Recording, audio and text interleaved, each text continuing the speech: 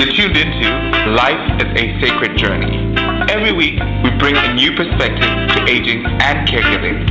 Here is your host, Micheal Pope. Good morning. How are you? How are you doing?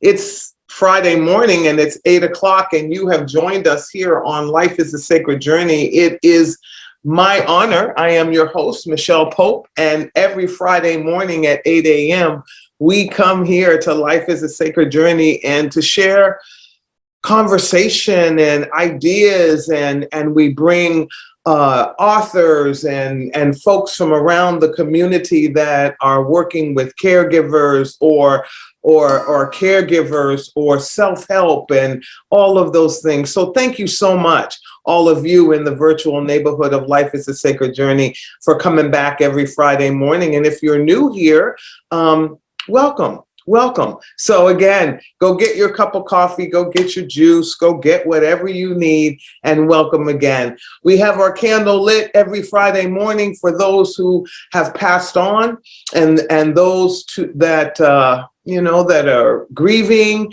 And this morning I also have it because I am so excited that the news of yesterday where the Justice Brown, she is going to be, oh my gosh, we are just living in unprecedented days of joy. There's a lot of grief and anger and pain and all that going on, but we're also living in a time of change. And there are people out there who are on the front lines, just really, really trying to make a change. And some of you are those individuals that come to Life is a Sacred Journey. So thank you so much. And we lift up all of the people that are out there trying to make this world a better place. This is Pondering number 28 or 29. If you're new again to Life is a Sacred Journey, please hit the share button, the subscribe button, tell somebody about us, and share that we're here every Friday morning at 8 a.m. What we do here is every other week we try to have a guest that comes on and shares something new. Last week's guest, Nadia, oh my God, we just had I had such a good time with that conversation, just the cash method. We learned about the cash method and all how exciting that was. So all those great things that are happening in the world of Life is a Sacred Journey. We're meeting new people, we're connecting with people. And it's just an exciting time in our journey. So thank you to all of you who have been a part of our journey. It's over now 2 years where we went to this media where weekly, I think if I remember correctly, prior to this with Felicia, we were only coming on once a month and we were doing it only through Blog Talk Radio. So thank you all so much for the growth. Thank you for subscribing. Thank you for sharing. And thank you for coming back every Friday morning at 8 a.m. I'm excited. In the next week or 2 or 3, Lynn Barrett is going to be joining us. She's written this incredible memoir, and it's called Crazy. And Lynn was in the midst of a lot of chaos and confusion in her life. She was a happy housewife and mother, and she loved nothing more than taking care of her family. And then she was knocked off of her feet with a family crisis. And the next thing, her world just started to crumble. And she was diagnosed with multiple personality disorder. And so she's written this incredible book, and I'm excited about having her on here to share her story with us on Life is a Sacred Journey, because this dissociative identity disorder is something that is hidden in the mental health world that we hear about stories after story, but we're going to learn firsthand from Lynn Barrett how she has gotten through this journey, how she was supported by her family and her faith. She speaks about her faith. I'm not done with the book yet, but I'm halfway through it, and already, yeah, she's a Life is a Sacred Journey. Definitely someone that should be here sharing her story. All right, so let's get started. It's a pondering time, so don't get bored. Hit the share button, and let's get some more folks on Life is a Sacred Journey. I thank you all for joining us. I thank you all for sending your stories, just coming every week. I want to thank Sister T for the wonderful card that I got. I had never seen a pet sympathy card. I didn't even know that existed. So thank you, Sister T, for that beautiful card. It is nearby in my at home near my bedside. Yes, Alpha is back there now. I finally found a good place to put him here in the office. And so thank you all for your thoughts around that. I wanted to bring you up to speed this morning. First, I'm gonna talk a little bit. You know how my ponderings go. I'm gonna talk a little bit about the COVID stuff, because one of the things that has been happening to me in multiple meetings is that people are ready to get back to normal, right? We're all ready for that. We're all anxious for that because we have missed each other. I realized that. I went to a function yesterday and realized that people were just like, please, let's talk, let's hug, let's do everything, wearing the mask down here and all of that. This is my rule of thumb. And, you can take it or leave it or, do whatever you need to do. But my rule of thumb, if I'm going anywhere where there are a group of people and the majority of those people I do not know, I'm wearing a mask. So that means in the grocery store, at the hardware store, at the mall, which I actually don't frequent those places as much now. I actually ordered my groceries online for the very first time. And oh my gosh, it was amazing. To be able to not have to walk through the grocery store, even though I like shopping, actually. I like walking down the aisles and all of that. But, I have had a busy couple of weeks. And so try that sometimes. If you're busy, the little bit of service fee that was charged to me was minimal. With the gas prices and all of that, I figured out I probably broke even and I got my groceries and I wasn't stressed out about the fact that it was one more chore that I had to handle. I wanna say that I am also purchasing food now and not buying in the restaurant. I finished my Do What Matters Most course.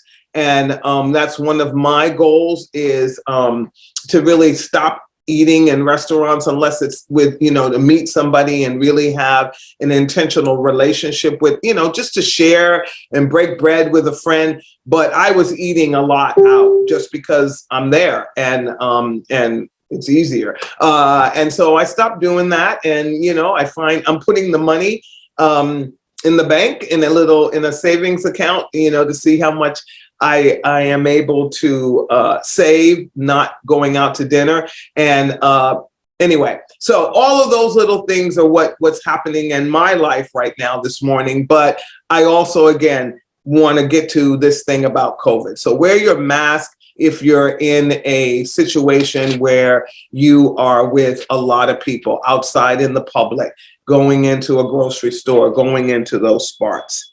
I also learned about a program called the Smarter Plan as it relates to COVID in the state of California. They began a plan called Smarter, and the S stands for shots. The vaccines, they are proving out to be the best weapon that we have for not transmitting COVID. I just got a notice from Kaiser saying now that I've already had one booster, but they're saying that another booster might be something that, I want to do. And the reality is I'm going to be traveling out of the country in September. And so I will actually make sure that I have the booster just to protect myself. Masks, we already talked about them, properly wearing them, covering your entire This is a really cool mask. This is an N95, but it's not as big and thick. And I've purchased these. I put little pads inside of them so they don't get so messy because I wear lipstick and things, but it covers the area very well, and you don't have to worry about, and I can breathe better in these than the other ones. For some reason, I'm an asthmatic, as you all know, and I breathe better in those. Awareness, continuing to stay engaged and evolving and knowing what's going on. There's a new strain out that I hear is I was looking this up this morning, very contagious. And down in Los Angeles, people are getting sick and the numbers are going up. So you want to be aware of what's going on in the state and locally in your own neighborhood. They are still using the color barometers to tell us where we are and how many cases and all of that. So yeah, be aware of what's going on. So shots, S, shots, M, mask, A, awareness, and R, readiness. COVID-19 is not going away. I love the way they wrote this. I'm just going to read it to you because I think COVID-19 is not going away, and we need to be ready with tools, resources, and supplies. We will need to quickly respond and keep public health and healthcare system well prepared. So not saying stockpiling things, but make sure you have masks. Stop dropping people. Okay, I know why I found out the other day why they're on the ground. Because and again, I'm not pointing finger. This is not a judgment. I'm just saying, when you hang it like this and you talking and you forget and it falls off onto the ground, this now is a biohazard thingy-mabobby, right? It's a biohazard product because it's been on your face. You've probably coughed in it like me. There might be some saliva left, and now it's on the ground. Yes, the air, blah, blah, blah, does distort some of that. But somebody has to pick this up or not. A dog might lick it. I'm just saying, can we be careful if you know you wore a mask and then you turn around and you realize that mask isn't on your face or hanging off your ear or down in your shirt or whatever? Turn around and pick it up because there's too many masks. I see them a lot at the gas station, and I understand why, because I do wear I do wear a mask to go in and pay. But then by the time I come back out, when I'm outside, I don't wear a mask that often if I'm outside. Like if I'm going for a walk, I do bring one with me. I make sure, just like I make sure that the poopy bags that I carry to pick up the poop of my dog, I make sure that I'm not dropping those on the ground as well. So let's be kind to Mother Earth and stop leaving our masks on the ground. Let's pick them up.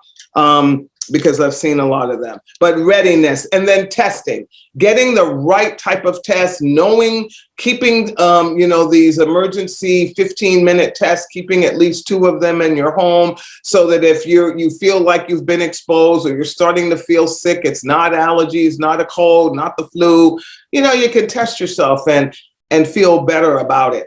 A lot of the test centers in Los Angeles, I learned this morning, are actually doing the 15-minute test first. And if you test positive there, then they go to the other PCR test. So, just be aware where the clinics are so that if you have to travel, you know where to get that test for that 72, 48-hour pre-test so that you get your test results back in enough time.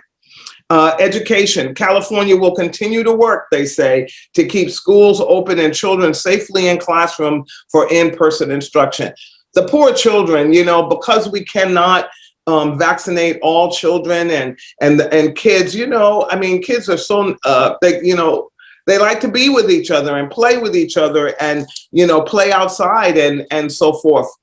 So the education system is having a really hard time ensuring the safety of our educators as well as children. So anywhere that you can help with that by making sure that in your local school there are enough masks or dropping off hand sanitizer to help the classroom setting, please feel free to do that. And, always, always, always, always lift up our teachers. My children had some of the best teachers. They had a few stinky ones along the way. Yeah, they each had one stinky one along the way, but they had good ones overall. And I value teachers and teachers who really know how to nurture children and walk beside children, particularly teachers who are in communities where they are teaching children that don't look like them, and that they can still come into the community and overcome unconscious bias and really educate children in a way. We need to do a better job with our education system and honoring teachers and keeping our schools as state of the art, so that we can raise up young people that are educated and well-rounded, and not young people that are just book smart and don't know anything about music and the arts, or the opposite, and they don't know how to do this. Well-rounded people are the people that will be the future leaders that we need to navigate the earth that we currently live in. So let's think about supporting our education system. And then it says RX, medications, treatments are evolving and improving. And so the smarter plan is not just for COVID. You can use this for other things in your life. We use it, we call it SMART, when we're looking at setting goals and all of that. And then how will we move forward? I want to talk about that a minute, because I have been engaged in so many things in my life over the last couple of months, where I have seen people coming back out into the world with the other people, but with an angst, with a anger. I mean, just what we saw the other night, what are they calling it, the slap that's heard across the world. We realize from that, instead of talking about it in from the perspective of who and who, I want to talk about the fact of how are we coming back out into the world with each other? How are we experiencing this? And are we experiencing it in a way that we have so much pent up anxiety and stress that anything and everything that another person does that we don't agree with, that we must attack in a way like we're in a war? Like attack, like literally, physically attacking, words, mentally attacking, and then attacking people spiritually. Because when you mess with a person's mind, you mess with their ability to spiritually connect with something higher, because they get distracted with what's happening to them here. And then when a person's heart is broken, they have no place to go with that. That's why we're seeing such an uptick in suicides and people cutting and all kinds. We're seeing just an uptick in mental despair. And not always because of a mental health diagnosis, but the despair is so deep, it turns into depression, anxiety, anxiousness, feeling disengaged, feeling like I can't get anything done, all of those things. And what do we need to do? We need to minimize all of this stuff that's happening in the world that is creating despair, and maximize the things that are creating joy. When I heard of the park ranger, and I'm not remembering her name, but she just retired at 100, I think 100 years old, or she's maybe older. Excuse me, ma'am, if I've misappropriated that. But she worked till she was 100 years old. Right? And now she's retiring, and God bless her, man, and so that's a happy moment that somebody worked doing something she liked till she was 100 years old. And I pray that she has many more years to enjoy her wonderful life and legacy. But she was productive. She was a ranger. She was somebody that could be honored. And so, why aren't we lifting up those stories of how do we enjoy the fact that that there are this, we have a judge that is a woman of color for the first time, that's going to be a part of a system that needs some overhaul a little bit, that needs paid attention to, that needs a little paradigm shift. And so we don't want these things to happen out of tokenism, but we need them to happen so that we can change the world. When you have a diverse, what if you only had one item on the Thanksgiving table? Let me just say, what if it was just the turkey? How boring would Thanksgiving dinner be? When I'm preparing for Thanksgiving dinner, I pull out all my cooking cookbooks from back in the day. And what I do when I cook something, I write the year that we ate it and everybody's reaction in the borders of the recipe, because I'm going to hand my cookbooks down to my children. But the reality is, on the table, when we're sitting down and eating, there's a variety of foods, colors, textures, desserts, everything. And then we're sitting around the table with our variety of experiences for the last 11 months. We're different ages, we're different hues, we're different gender identification, we're everything that you could possibly think of. Good, everything good you could possibly think of. And that is one of the joys of my life. I love, now that I get to go to my son and daughter-in-law's house. I don't do as much cooking at my house anymore, but I do it for Christmas. So the reality is, we need that diversity, not only in our judicial systems, but we need it in our healthcare system. We need it in our educational system. We need it in the workplace. We need it because guess what? That's who we are. That's what the world looks like. It's a diverse place of all hues and all experiences. And let's bring those together. Let's create platforms where people are heard. I will tell you, I was a part of a meeting, and this is not to ding anybody that was in the meeting, but I want to just show you what it means to be an advocate. I was in a meeting, and there was a situation that occurred where there was a moment where there was some unconscious bias that occurred. I pointed it out because I was the victim of it. And I want to just say, the person that I pointed it out to came back to me with such love, came back to me with so much understanding and recognition that I wasn't losing my mind and I was crazy for what I was thinking. And that's an advocate. That's an ally. And I wrote him back with such love because we didn't argue to say, I am wrong for what I felt. We didn't go there even, because my feelings are my feelings, regardless of whether you feel those things, saw those things. I didn't make these things up. This is how I feel. So at the end of the day, he never said to me, I'm sorry, that's the way you feel. We identified, we talked about it, and this is a wonderful, gracious, loving human being. And we're going to work together to ensure that that doesn't happen in any other place or space that we share together. So that's what moving forward and getting rid of bias and getting rid of gobbledygook looks like.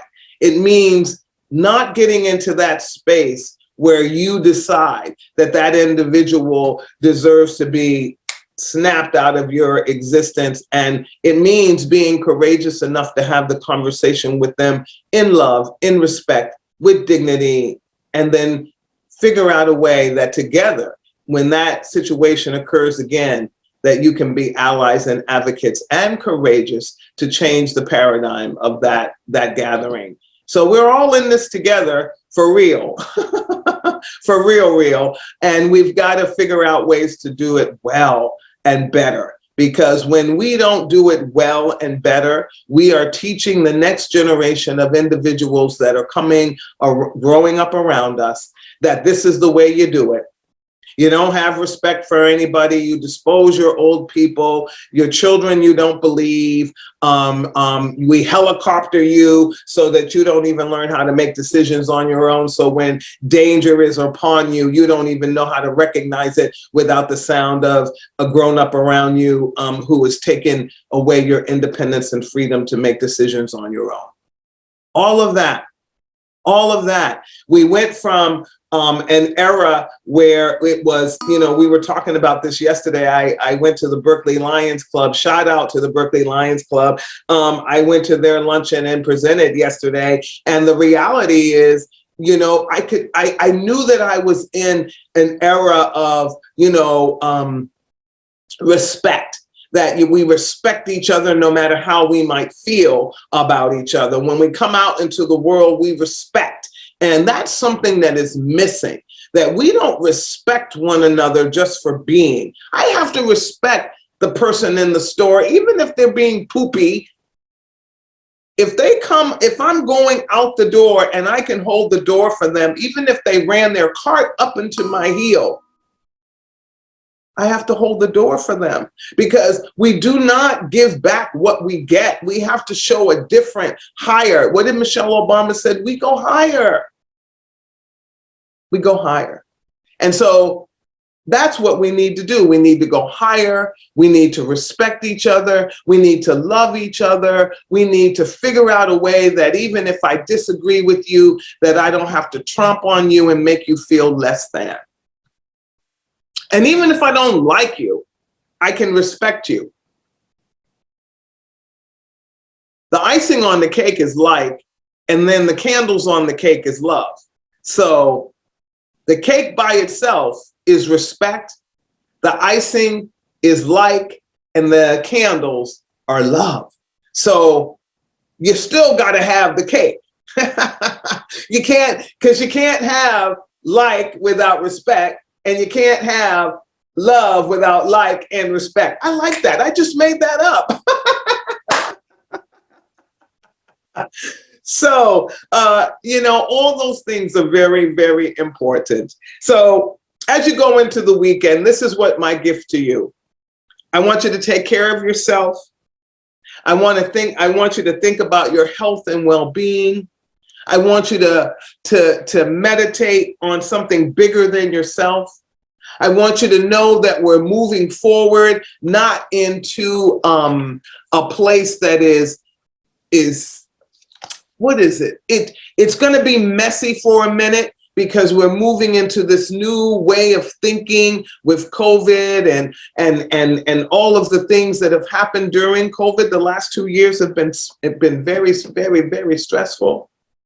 We're going to look at identifying within ourselves any personal barriers that are getting in the way of us growing to be our best selves. You can't complain that, like I was complaining, oh, my back, my sciatic, and then I allowed myself to gain weight and put pressure on my sciatic. I was eating improperly, so I had inflammation.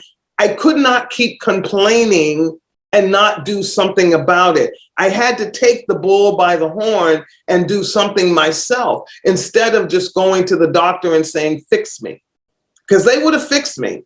They would have given me pills and prescriptions, surgery possibly. But sometimes we have to identify our own personal barriers, crash them down with a hammer, and move forward so that we can experience our best selves. And we may have to use and go to a doctor, but start with it yourself. Look at yourself and identify what those barriers are, because guess what? They come back when we don't.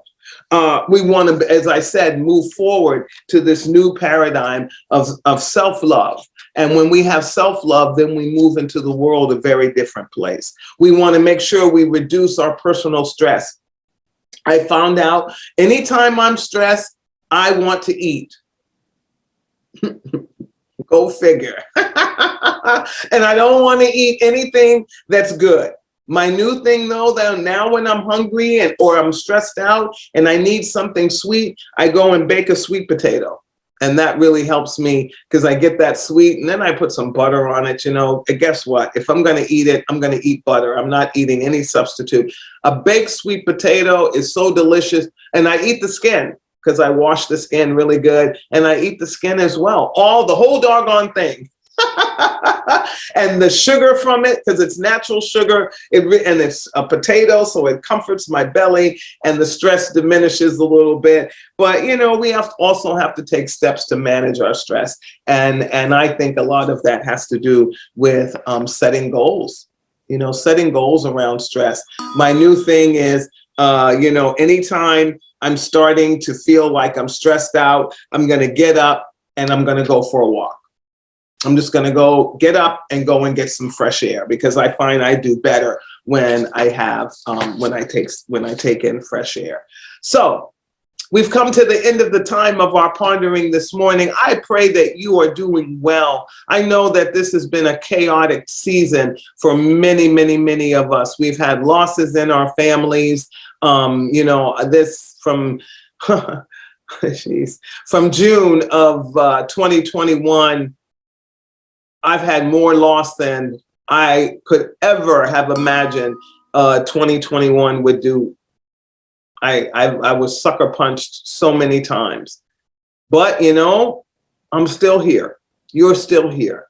And we have to strive to be the best we can be for as long as we are allowed to take a deep breath and to blow out. So try to do that going forward. I also realize that this journey is so sacred. And it's so individualized that we all have to do it in our own way. And here at Life is a Sacred Journey, while I share thoughts and ideas with you, you please know that I am not telling you to be me because one, you can't be. There's only one me and there's only one you. And we're both unique. We're all unique in our own way. And when we honor that uniqueness in ourselves, then we can be our authentic selves. I put on Facebook the other day, Nancy had me playing this game because I popped in on her thing, and it came up about some people like me, some people hate me, some people love me, but no matter what, I love myself. And it had a woman with a cigarette in her hand. It reminded me of my old days when I used to smoke. And I posted it, and I loved it because that is the truth. There are people out there who will hate us or hate you for your authentic self. There are going to be people who love you for your authentic self. But at the end of the day, if you don't love you, the people who hate you and the people who love you, because everything is, you know what, there's conditions, because sometimes people who love you end up hating you. Just saying, we know how life is, it changes. You gotta love yourself. And you gotta love even the parts of yourself that you're working on, because that's the part, when you love yourself and love the parts that you're working on, then you can begin to rip that apart slowly without tearing the Band-Aid off so that you bleed to death, but slowly so you can see the layers of what created that. Some of it is just life experience. Some of it is generational trauma. Some of it is the world around us. Some of it is the isms and all of the things that we live under. And there comes a point where everything like a volcano goes poof, right? So working on ourselves makes us go deeper in and makes us a more authentic being and makes it plausible for us not to always heal ourselves, because we never heal ourselves alone, but to begin the journey of healing, because that's so, so important. So before I shine off today, shining on into another place, one of my favorite poets in the whole wide world is Nikki Giovanni. She was my hero and got me through college, reading her poetry when I felt like I didn't belong, when I didn't know who I was, and I hated myself. That's why I can relate to people who want to end their lives, because many a time particularly in my 20s. I thought that the world would be better off without me, and I just needed to end this pain that I was carrying in my heart, and it was so heavy. And Nikki Giovanni got me through. So today, I'm going to read you a poem called The Past, the Present, and the Future as we close, and it's from her book, A Good Cry, What We Learn from Tears and Laughter. The past, the present, the future. There is really nothing we can do about the past. We cannot be unraped. We cannot, or at least should not, take back degrees because we no longer like the person. There can be no justice, only revenge. We can't undo statues of Confederates who tried to dissolve the United States because they didn't believe all people are created equal. It came, after all, on a midnight clear, and we worship the manger, not the cross, though we should not fly. What the losers fly, how dumb we can be. We cannot undo the past, not the people who were kidnapped, not the people who were sold, nor bought. Not the ships in which we languished, nor the buses upon which we had to stand, while others took our seats until one woman said no. We stand for the future. We embrace peace, not mongers for war. We cannot undo the past. We can build the future. Where when we go to Mars, we send a Black woman, because she will make friends and sing a song with them. When we go to Pluto, which will be again a planet, we can send all the Black children to learn to ski. When we decide it's time to thank the deity for our food, our shelter, our health, we will all, no matter which ideology, wrap our arms around each other and be glad we live at this time on this earth. Have a wonderful weekend. Be good to yourself. Do something that you didn't think that you were going to do this weekend. Go for a massage. My name is Micheal Pope, and I am the host of Life is a Sacred Journey. This was one of our ponderings, and I'm thankful to all of you that have joined us and been faithful followers. Please hit the share button, tell someone else, invite a friend next Friday morning, and go out and hug a tree, pet a cat, pet a dog, hug yourself, hug a friend. And know that if you are out there right at this moment contemplating your suicide, contemplating taking your life, please call the National Suicide Hotline, talk to somebody, because your life matters and the world would not be so great if you weren't here. All right, you guys, have a great weekend. Be good to yourself. Peace.